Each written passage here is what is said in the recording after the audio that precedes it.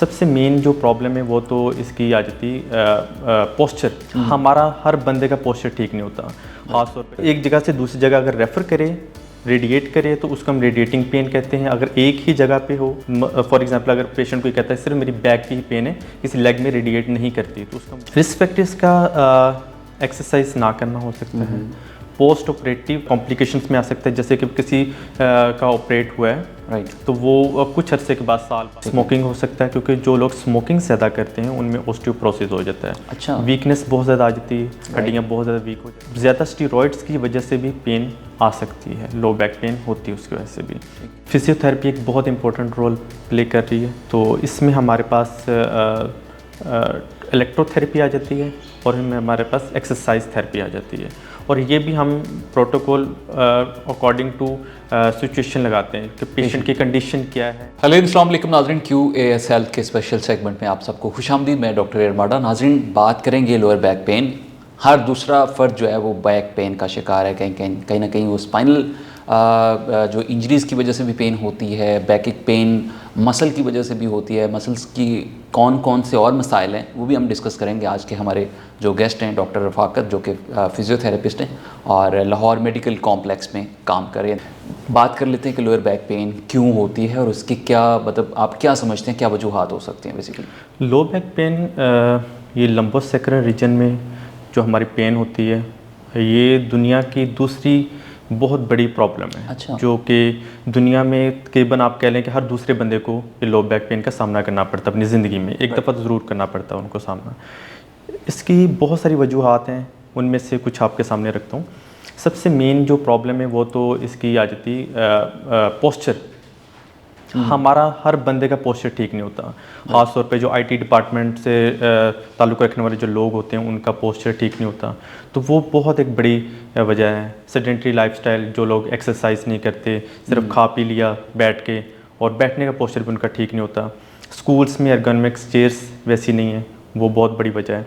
अगर हम बात करें कि लोकलाइज्ड पेन, और इसमें साथ आ जाती है रेडिएटिंग पेन, मतलब जो लोग जगह से दूसरी जगह रेफर करें, एक जगह से दूसरी जगह अगर रेफ़र करें, रेडिएट करें, तो उसको हम रेडिएटिंग पेन कहते हैं। अगर एक ही जगह पे हो, फॉर एग्जांपल अगर पेशेंट कोई कहता है सिर्फ मेरी बैक की ही पेन है, किसी लेग में रेडिएट नहीं करती, तो उसको हम लोकलाइज्ड पेन कहते हैं। लोकलाइज्ड पेन की कुछ वजूहात अलग होती हैं और रेडिएटिंग पेन की वजूहात कुछ अलग होती हैं। तो हम पहले बात कर लेते हैं लोकलाइज्ड पेन की। वो हो सकती है मस्कुलर स्पैस्म की वजह से हो सकती है, फ्रैक्चर की वजह से हो सकती है, कोई इन्फेक्शन की वजह से हो सकती है, इन्फ्लेमेशन की वजह से हो सकती है, ऐसे ही जॉइंट की पेन भी हो सकती है। और अगर हम बात करें कि रेडिएटिंग पेन, तो रेडिएटिंग पेन में हमारे पास नर्व कंप्रेशन आ जाता है, और नर्व कंप्रेशन की आगे बहुत सी वजूहात हैं, जैसे कि हमारे पास स्टेनोसिस आ जाता है, स्पॉन्डिलोसिस, स्पॉन्डाइलोलिथिसिस आ सकता है, तो वो डिस्क बल्ज आ सकता है। Most common L4 L5 level पे कॉमनली हम सुनते हैं L4 और L5 का मसाइल ज़्यादातर लोगों को फेस करने पड़ते हैं। ये हमारे लंबर रीजन में 5 वर्टिब्रास होते हैं, उनमें से सबसे कॉमन जो होते हैं L4 L5, जिसके ऊपर हमारी बॉडी का ज़्यादा वेट शिफ्ट होता है, तो उस रीजन में सबसे ज़्यादा पेन आ सकती है। अच्छा, इसके रिस्क फैक्टर्स क्या हो सकते हैं, थोड़ा सा इस पर रोशनी डालिए। रिस्क फैक्टर्स का एक्सरसाइज ना करना हो सकता है, पोस्ट ऑपरेटिव कॉम्प्लिकेशंस में आ सकता है, जैसे कि किसी का ऑपरेट हुआ है, राइट, तो वो कुछ अरसे के बाद, साल बाद या 2 साल बाद हो सकता है वो पेन की तरफ पेन की तरफ आ सकता है। स्मोकिंग हो सकता है, क्योंकि जो लोग स्मोकिंग ज़्यादा करते हैं उनमें ऑस्टियोपोरोसिस हो जाता है। अच्छा, वीकनेस बहुत ज़्यादा आ जाती है, हड्डियाँ बहुत ज़्यादा वीक हो जाती हैं, जिसकी वजह से उनका फ्रैक्चर होने के चांसेस भी उतने ज़्यादा बढ़ जाते हैं। ठीक है। तो कुछ लोगों को ये नहीं पता होता कि जो लोग थोड़ी सी भी पेन हुई स्टेरॉइड्स लेना शुरू कर देते हैं, पेन किलर्स लेना शुरू कर देते हैं, तो ज़्यादा स्टेरॉइड्स की वजह से भी पेन आ सकती है, लो बैक पेन होती है उसकी वजह से भी। ठीक है। अच्छा डॉक्टर साहब, ये कैसे पता लगाया जाए कि ये पेन मस्कुलर पेन है या स्पाइन में किसी मोरों की वजह से पेन है, क्योंकि बहुत सारे पेशेंट कंफ्यूज होते हैं और वो किसी रेलिवेंट डॉक्टर के पास भी नहीं जा पा रहे होते, और उसको हम कैसे डायग्नोस करना चाहते हैं। अगर पेशेंट खुद से इसको इनिशियली तौर पे डॉक्टर से जाने से पहले इसको खुद से डायग्नोस की तरफ जाना चाहे, तो उसको हम कैसे देखते हैं। उसके लिए हमारे पास कुछ खुद तो देखें, अगर रेडिएट नहीं कर रही है तो हमें पता चल जाता है कि ये नर्व की पेन नहीं है, ये सिर्फ मस्कुलर पेन है। ठीक है। वो उसकी पेन की कंडीशन भी कुछ होती है। अगर तो पेन शूटिंग पेन है, राइट, बहुत शार्प पेन है, तो वो हम कह सकते हैं कि नर्व की पेन होती है। अगर पेन डल है तो मस्कुलर पेन हो सकती है।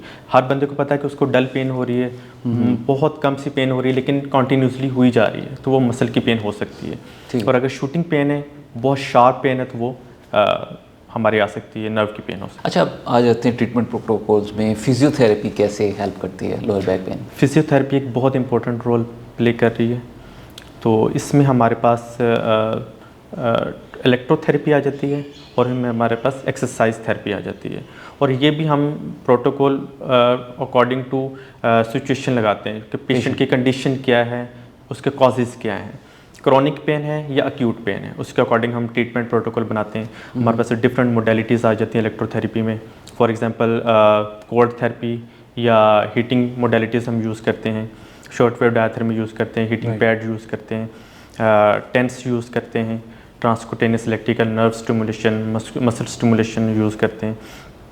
हमारे पास शॉर्ट वेव डायथेरेपी बहुत इंपॉर्टेंट रोल प्ले करती है, जो कि डीप अगर कोई मसल की पेन है या डीप हमने किसी मसल को टारगेट करना है जिसकी वजह से पेन आ रही है, तो हम उसके लिए शॉर्ट वेव डायथेरेपी यूज़ करते हैं। अल्ट्रासोनिक थेरेपी भी आजकल डॉक्टर साहब मार्केट में जो मसाजर बहुत आम है। हर पेशेंट जो है वो मसाजर से खुद ही ठीक होने की कोशिश कर रहा होता है, तो वो मसाजर इनिशियली तौर पे कितना हेल्पफुल होते हैं उस पेशेंट के लिए? इनिशियली तौर पे मसाजर किसी हद तक रोल प्ले करते हैं। अगर सुपरफिशियली हो, कोई फॉर एग्जांपल कोई माइनर सा अगर मस्कुलर स्पैस्म है तो उसमें रोल प्ले करते हैं, लेकिन बहुत ज़्यादा इसको मैं नहीं समझता कि ये रोल प्ले करते होंगे। अच्छा, ये डिजीज़ तो बढ़ रही हैं डेली, दिन ब दिन हम आप सुनते हैं कोई कमर दर्द का शिकार है, कोई कंधे का दर्द का शिकार है, तो इन सब चीज़ों से हम प्रिवेंशन की तरफ कैसे जा सकते हैं? थोड़ा सा उस पर रोशनी डालिए। सबसे पहले तो इसमें हमारा पोस्चर बहुत इंपॉर्टेंट रोल प्ले करता है। हमारा पोस्चर ठीक होना चाहिए। एक स्टैंडर्ड पोस्चर क्या होना चाहिए? स्टैंडर्ड पोस्चर हमारा अगर देखा जाए, अगर सिटिंग में हमारा पोस्चर कुछ और हो जाता है, सिटिंग में अगर सिटिंग की बात करें, क्योंकि ज़्यादा लोगों को जो लो बैक पेन आती है वो सिटिंग की वजह से ही आती है। अगर सिटिंग में हमारा पोस्चर देखा जाए तो ना हमें ज़्यादा झुक के बैठना चाहिए, ना ही हमें बिल्कुल स्ट्रेट बैठना चाहिए। जैसे लोग ड्राइव करते हैं तो वो कार की जो सीट की बैक होती है वो बहुत पीछे ले जाते हैं। वो बहुत बड़ी कॉज है एक लो बैक पेन की। बहुत पीछे भी नहीं होनी चाहिए, बिल्कुल स्ट्रेट भी नहीं होनी चाहिए, बल्कि उसको आप 80 के एंगल में रखें। 90 का एंगल भी ठीक नहीं है और बहुत पीछे भी ठीक नहीं। फॉर एग्जांपल 80 का एंगल होगा तो वो बिल्कुल ठीक है।